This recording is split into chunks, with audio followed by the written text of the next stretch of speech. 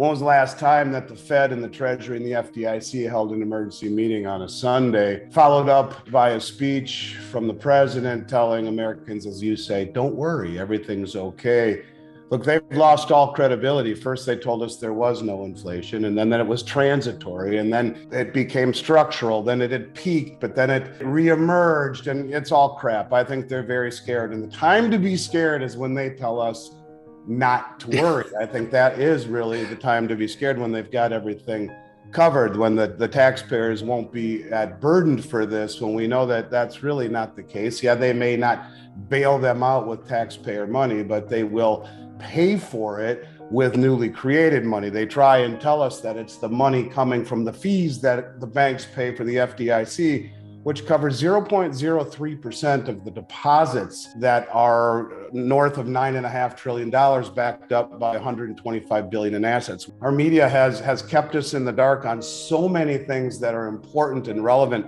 And so many of the things that are important aren't being discussed by the media. The one thing that I did hear last night on Laura Ingraham was that she was talking about the 2024 election and said it has to be about the economy. You know, she used the phrase, it's the economy, stupid. Kind of, I think that was the phrase back in 1980 that Reagan used. I'm not sure. But anyways, the bottom line is that this is a situation where they have to start noticing what they're doing. They have to stop worrying about woke agendas and think about what they are doing. They're destroying the value of the US dollar.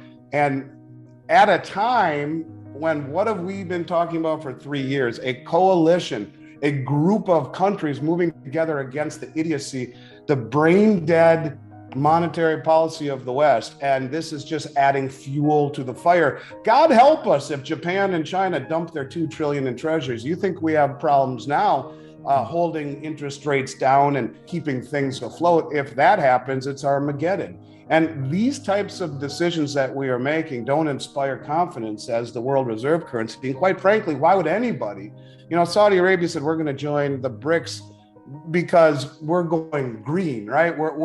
They're joining this group of humanity, 80% plus of humanity that's joining the BRICS nations that is not going green, and we are going green. So not only are we going green, but the money that we would pay them for their oil is being massively depreciated by inflation, and the treasuries that they used to buy with the proceeds are yielding a negative real return. Where the hell are we? We are the world reserve currency that's gone upside down and gone mad. And I think when you talk about, is this a controlled demolition? I mean, you couldn't do more stupid things if you wanted to as an administration. And we've talked ad nauseum about the litany and that this massive amount of dumb things that they keep doing in the eyes of the world, and now here at home, literally indebting our children, our grandchildren for their entire lives. And at some point, the debt has to be paid back or you default. We have crossed the Rubicon of being able to be the world's policeman and fix what ills all of the world, and